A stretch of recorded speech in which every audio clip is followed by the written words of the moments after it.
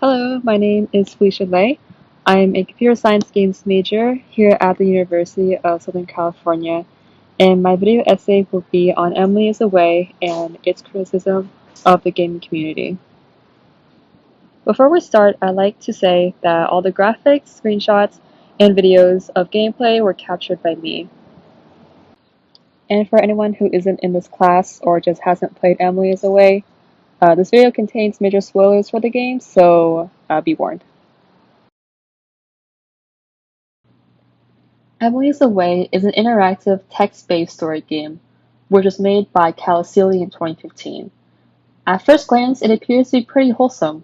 The interface resembles that of a 1990s Windows desktop that emphasizes an aura of nostalgia and coziness. However, its gameplay is unique because contrary to what you might expect from a choose-your-own-adventure game, which is this, you actually have only partial control. Quickly into playing, you'll realize that the system has a mind of its own, and despite your efforts to salvage your relationship with Emily, it all goes downhill no matter what you do. So basically, there is no way to win the game, unless you're heartless and want to get rid of her. But anyway, this choice made by the developer raises some critical stakes when it comes to the nature of games. More specifically, by using proceduralism and choice to lure players into a false sense of agency, Emily's Away's technical system successfully frustrates players by directly contradicting their assumptions that games should have happy endings. Moreover, Emily's Away criticizes the gaming community's expectations for satisfying gameplay with the winning condition. Before we move on, I'd like to discuss some key terms. First of all, proceduralism can be defined as the belief that activities must have agreed upon procedures to happen or to be executed properly, and that participants must adhere to these procedures. When it comes to games, perhaps the biggest and most important thing that comes to the mind of a player is, how do I win? With this comes the assumption that there is a set of choices that can and should be made to reach the winning condition, because that's what we're used to, that's what we agreed on, that's the procedure of games. The second term is pretty simple, choice. It's a decision that will have an effect, whether positive or negative, predictable or unpredictable. Emily's Away is entirely a choice-based game. We get three options to choose from when responding to Emily's text, and the effect is sometimes positive or sometimes not so much. Finally, we have system. A system is a set of parts which work together to form a whole to fulfill a certain function. In the context of Emily's Away, I'm talking about the technological system, the code and predetermined choices and responses which were decided for us long before we started playing. Together, these things make up the basis of an interactive story game. In the case of Emily's Away, the system has manipulated the choice and procedural aspects in a rather negative way to create an unexpected gameplay experience, one that's meant to mess with the player. In the first few chapters, our choices and their impact start pretty simple. What you choose to say is accurately reflected in what you actually type and send. If you say you're not going to the party, you say just that. No nonsense. But as you go further, this procedure of input and predictable output becomes discrepant. The main character has habits that ruin the interaction which you desire, and it becomes extremely frustrating just seeing the story slip through your fingers. Remember what I said about the system having a mind of its own? Well, you can think of the main character's personality as being the system's mind, the mechanics which were coded into the game to purposely give this frustrated effect. The system does this in four ways. Sometimes you'll input a response only to delete it and type something completely different. For example, at the end of the game, if you want to reconcile with Emily, you might choose to ask, "Could I see you this summer?" only to delete your entire message and say something completely different. On a system level, this mechanic forcibly takes the steering wheel from the player, rendering them completely helpless as their character backs out of a confrontation which they wanted to have, or fails to communicate something which may have salvaged the relationship. 2.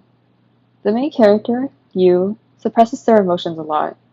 For example, if you want to tell Emily that you really care about her, you'll first type that out, and then backtrack and then type something disconnected, like there are people who care about you.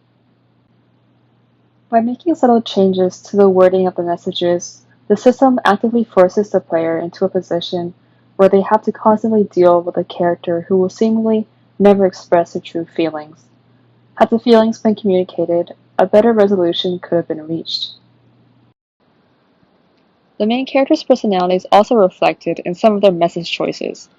Phrases like, "he's such a tool," shows up multiple times. For those who don't know, being a tool pretty much means being a jerk. The fact that this term frequented the main character's arsenal of responses so much shows that they often think negatively of others. This is emphasized when the game shows us how manipulative and cold the main character is. Toward the end of the game, if you choose to let Emily visit you, you might end up hooking up, and there's no way to stop this. A year later, Emily asks you if you had planned it out, and all the responses which the system provides you quite frankly suck. All guide you to basically imply that whether you had planned it or not, you don't really take the whole ordeal very seriously, and you don't really care about Emily's feelings. Naturally, this is very infuriating since most players would likely want to say something more compassionate to Emily, to show her more love, but the system simply doesn't give us that option.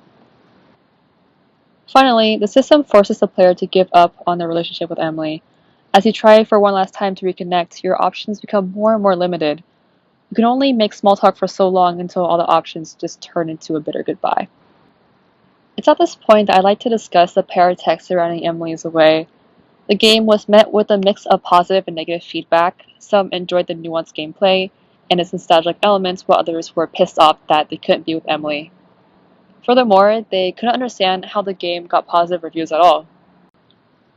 Well, to form a response to this, and to dig a little deeper, we turn to the 46th chapter of Debugging Game History, a critical lexicon written in 2016 by the MIT Press titled Simulation, where David Myers says, quote,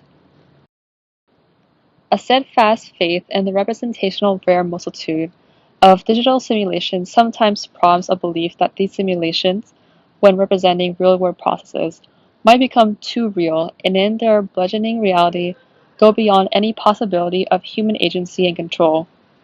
Such simulations then evoke a primitive fear that signs and symbols might rob us of our sense of what is and what is not." Emily's Away fits right into this narrative. As it simulates a romance story, it takes into account the scenario as a real-world process. In real life, love is unpredictable, hard, and certain events are out of our control. Thus, Emily's Away seeks to emulate that randomness by using the system to divert the story away from a happy ending, which is the reality of most love stories. Despite knowing this reality, however, players are still under the assumption that simulation games, like Emily's Away, will somehow still be kind to them and provide a path to a happy ending. Of course, these expectations were crushed, and that primitive fear which Myers mentioned is confirmed to be true. Reviews such as these ones are a reflection of players who aren't ready to accept that fact. Myers also states, quote, "However, these more frightening simulations, alongside those touted as teaching and learning tools, are founded in an exactitude of representation. In the simulation game's assertion of player agency, this exactitude is neither required nor preferred nor implemented. The simulation portion of a simulation game must provide a representation of reality only insofar as player agency remains applicable, and, when applied, effective. If the simulation interferes with or diminishes player agency while conforming to an external target of representation, then that conformation needn't be enforced." Since Emily's Away conforms to the external reality of a tragic love story, it doesn't need to conform to any archetype that the player has cognitively predetermined before they play the game. In fact, these were deliberate choices made by the developer designed to evoke these exact responses. Because of the context which Emily is Away puts the player in, the developer and therefore the system has no obligation to make the player feel a full sense of agency, nor an ending that's satisfying. Would Emily's Away have gotten higher reviews if the developer had loosened the restrictions which the system put on its players? Maybe, but that would defeat the crushing purpose of the game. Commentaries similar to these critiques help show the gaming community's obsession for satisfaction, for that next win, so much so that accepting an inevitable defeat seems difficult. If you ask me, the lack of player agency is the satisfaction we're looking for. The knowledge that some things are just beyond our control and letting things go as they were meant to be is somewhat liberating. Once we let go of these troubling expectations, both in gameplay and in real life, we can more easily focus on the things that we can control.